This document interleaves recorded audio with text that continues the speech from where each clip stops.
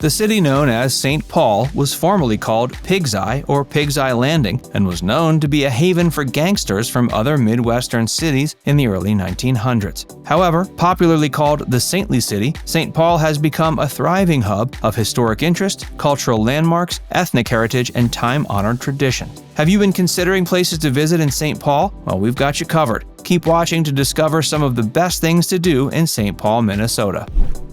Como Park, Zoo, and Conservatory.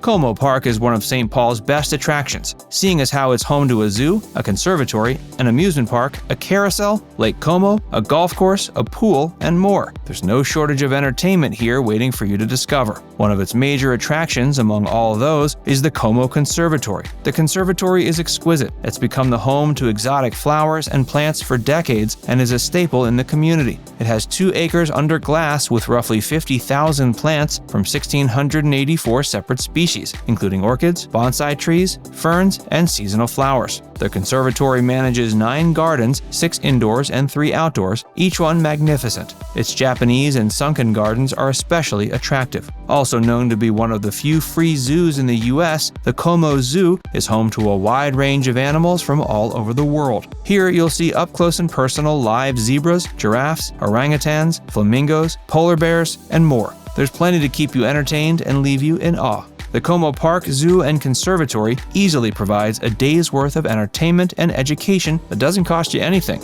The array of options in this place makes the experience even better. There's quite a lot going on in this 450-acre playland. This is why it's one of the most beautiful and most important places to visit in St. Paul, and it's no surprise the park receives more than 1.9 million visitors annually. Minnesota History Center. The Minnesota History Center is an interactive museum with a beautiful collection and an excellent genealogy library. The collection is fun and informative with both permanent and temporary exhibits, which means there's always something new to see when you visit. The building itself is gorgeous, with incredible views of the state capitol and downtown St. Paul. It's a must-see if you're interested in the history of the state of Minnesota. If you're looking for a more in-depth search, there's also an extensive library where just about anything about the state is available. The building is home to the Gale Family Library and Archives, a research destination for school children, family historians, and academics. The Minnesota History Center hosts a couple of special events throughout the year, including concerts, lectures, and family days. There are other great museums in St. Paul like the Science Museum of Minnesota, historic Fort Snelling, Bell Museum, but for an insight into Minnesota life and history, this museum can't be beaten. Cathedral of Saint Paul. The Cathedral of Saint Paul is a famous church and tourist site for many reasons. It's one of the grandest churches in the U.S., the city's highest point, the 3rd largest Catholic church in the U.S., and the 4th tallest. The strategic positioning of the cathedral at the top of a hill overlooking the city ensures it's visible from all over town. This classical Renaissance-style cathedral, dating back to 1915, features a splendid interior of 6 chapels, imported marble columns, giant statues of 4 evangelists, and beautiful rose windows. Not only is the cathedral itself impressive, but it also holds a great view over the state capitol and downtown St. Paul, making it a spot with a remarkable view. The exterior of the church is a showpiece in itself, but the interior is another level. The gorgeous ceilings, stained glass, statues, and details behind the design choices are astounding. The cathedral has 12 beautifully carved doors that serve as entrances into the building. Once you walk in, you are immediately struck by a 186-foot tall and 76-foot dome tower. The dome is not only awe-inspiring, but was designed to give everyone a clear view of the pulpit. If you're interested in architecture, historic preservation, and religious luxury, you'll certainly enjoy a visit to the cathedral. It's one of just 4 great cathedrals in the U.S., a true architectural masterpiece. Landmark Center.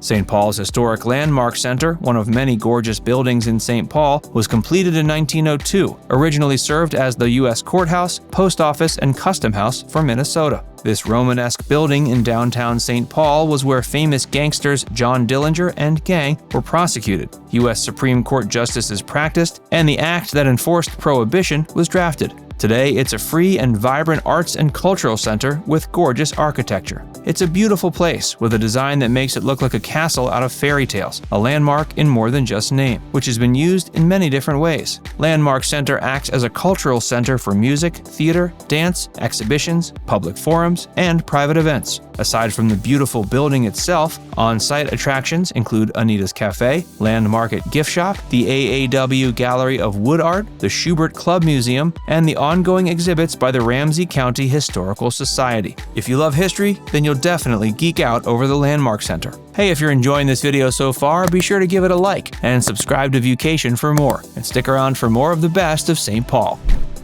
Summit Avenue. Summit Avenue is an old, elegant, wealthy St. Paul neighborhood featuring Victorian mansions. The iconic 4.5-mile street is a throwback to the Gilded Age when industrial tycoons were the richest in America. Summit Avenue has the longest line of Victorian-era homes in the U.S. Once the largest private residence in Minnesota, will kick off your tour. It was completed in 1891 and has been designated a National Historic Landmark. This impressive home boasts 5 floors with 22 fireplaces, 16 chandeliers, and 13 bathrooms. A real architectural masterpiece. The biggest highlights on Summit Avenue are the James J. Hill House, the Victorian Alexander Ramsey House, which is now a treasured museum, the Cathedral of Saint Paul, the Minnesota Historical Center, and the F. Scott Fitzgerald Home, another National Historic Landmark, where the famous author lived and completed his first iconic novel, This Side of Paradise. The houses are well preserved and maintained beautifully. You can go for a casual stroll or take an architectural guided walk. Either way, it's delightful. CHS Field. If you're a sports fan, there's always something for you in St. Paul, Minnesota. The CHS Field, home to the St. Paul Saints and Hamline University Pipers baseball teams, is a 7,200-seat ballpark located in Lower Town, St. Paul. Like most stadiums and arenas, the field hosts various concerts and festival events. The stadium is terrific, with no bad seats in the house. It also has a baseball museum worth visiting if you're curious about baseball history. One of the most attractive highlights of the park, besides the idea of watching a game outside on a lovely day, is the wide variety of excellent food and drinks and side things to do. It's the great American game experience. CHS Field is an excellent addition to the riverfront in St. Paul. The stadium is well designed, every view of the field is incredible, plus you get to watch a live baseball game, which is always a treat. Minnesota State Capitol.